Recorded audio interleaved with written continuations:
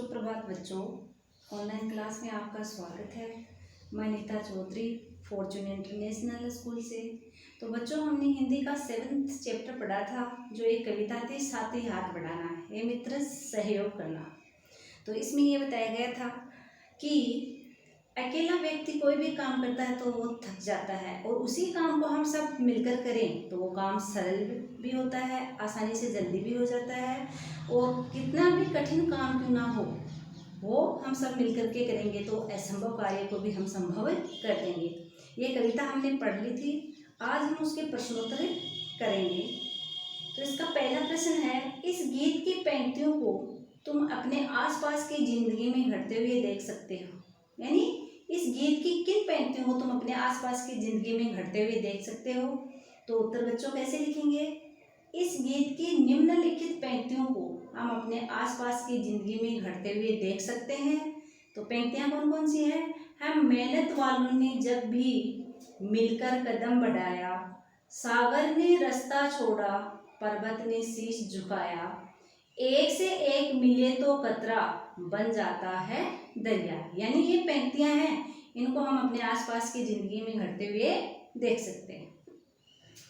अगला प्रश्न है, प्रश्न नंबर 2, सागर ने रास्ता छोड़ा, पर्वत ने शीश झुकाया, शाहिर ने ऐसा क्यों कहा है, लिखो।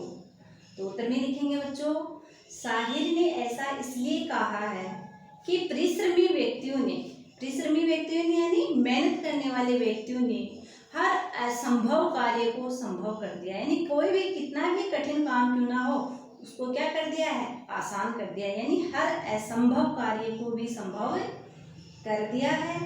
मनुष्य ने मिलजुल कर अपने परिश्रम और बुद्धिबल, यानी अपने दिमाग से, बुद्धिबल का मतलब होता है अपने दिमाग से, बुद्धिबल से जहाजों और वायुयानों के निर्माण द्वारा समुद्र को पार तथा ऊंची उड़ान, यानी जहाजों से समुद्र पार किया जा सकता है, और वायुयानों से ऊंची उड़ान भर करके देश विदेश से अपने व्यापार और आवागमन को शुरू किए। ऐसे महान यानी बड़े, ऐसे महान कार्य एक दूसरे के सहयोग से ही संभव हो सकते हैं। एक दूसरे के साथ मिलने से ही ऐसे काम संभव हो सकते हैं। अगला प्रश्न है, प्रश्न नंबर 3, गीत में सीने और बाहों को फौलादी क्यों कहा गया है। तो उत्तर में क्या लिखेंगे, गीत में सीने और बाहों को फौलादी इसलिए कहा है क्योंकि हमारे इरादे मजबूत हैं। यानी हमारे जो इरादे हैं वो मजबूत हैं, हमने सदा मेहनत करके सफलता प्राप्त की है। यानी इसमें कवि क्या कहते हैं कि हमारे इरादे हैं वो तो क्या है, मजबूत हैं, ठोस हैं, हमने सदा यानी हमेशा मेहनत करके ही सफलता प्राप्त की है, और लगातार परिश्रम करते करते हमारी भुजाएं क्या हो गई हैं, अत्यंत मजबूत हो गई हैं। यानी हम लगातार मेहनत करते हैं, परिश्रम करते हैं, तो हमारी भुजाएं यानी बाहें हैं ये बहुत ज़्यादा मजबूत हो गई हैं, काम करते करते, मेहनत करते करते, परिश्रम करते करते, और हम आगे भी हमेशा परिश्रम करने के लिए तैयार हैं। तो एक बार इसमें फौलादी देखो, गीत में सीने और बाहों को फौलादी, फौलादी का मतलब होता है लोहे जैसे मजबूत। फौलादी का अर्थ क्या होता है बच्चों, लोहे की तरह मजबूत। तो गीत में सीने और बाहों को फौलादी इसलिए कहा है क्योंकि हमारे इरादे क्या हैं, मजबूत हैं, हमने सदा मेहनत करके सफलता प्राप्त की है, लगातार परिश्रम करते करते हमारी भुजाएं अत्यंत यानी बहुत ज़्यादा मेहनत करते करते हमारी जो भुजाएं हैं, बाएं हैं, ये मजबूत हो गई हैं, और हम आगे भी हमेशा परिश्रम करने के लिए तैयार हैं।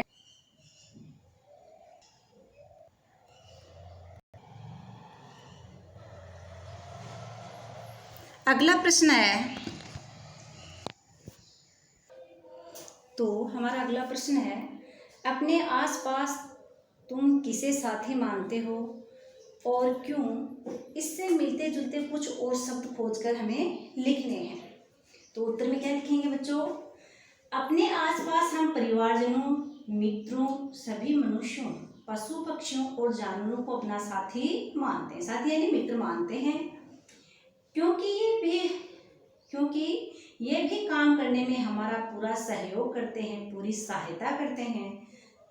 बूंद से बूंद का मिलकर सागर का निर्माण करना, आदमी का एक दूसरे से सहयोग से, आदमी का एक दूसरे के सहयोग से देश का निर्माण करना, इसके कुछ मिलते जुलते शब्द हैं। अगला प्रश्न है, अपना दुख भी एक है साथी, अपना सुख भी एक। कक्षा, मोहल्ले और गांव शहर के किस किस तरह के साथियों के बीच तुम्हें इस वाक्य की सच्चाई महसूस होती है और कैसे? इसका उत्तर लिखना है मेरे बच्चों। तो उत्तर में क्या लिखेंगे?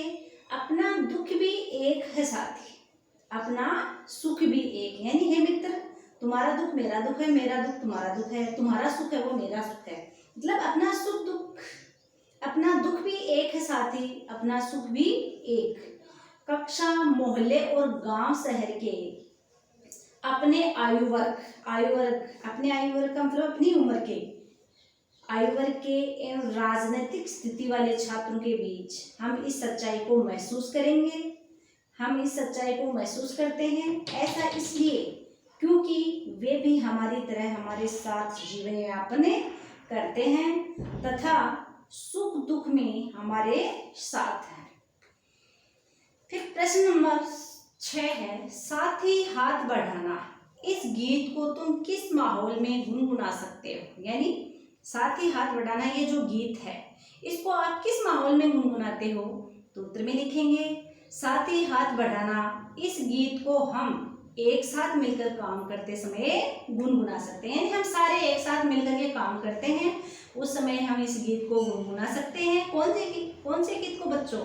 साथ ही हाथ बढ़ाना, एक अकेला थक जाएगा मिलकर बोझ उठाना। प्रश्न नंबर 7 है, यदि तुमने नया दौर फिल्म देखी है तो बताओ कि ये गीत फिल्म में कहानी के किस मोड़ पर आता है? यानी फिल्म की जो कहानी है उसमें ये गीत है साथ ही हाथ बढ़ाना। कौन सी फिल्म में? नया दौर फिल्म में। उसमें ये गाना कब गाया गया है?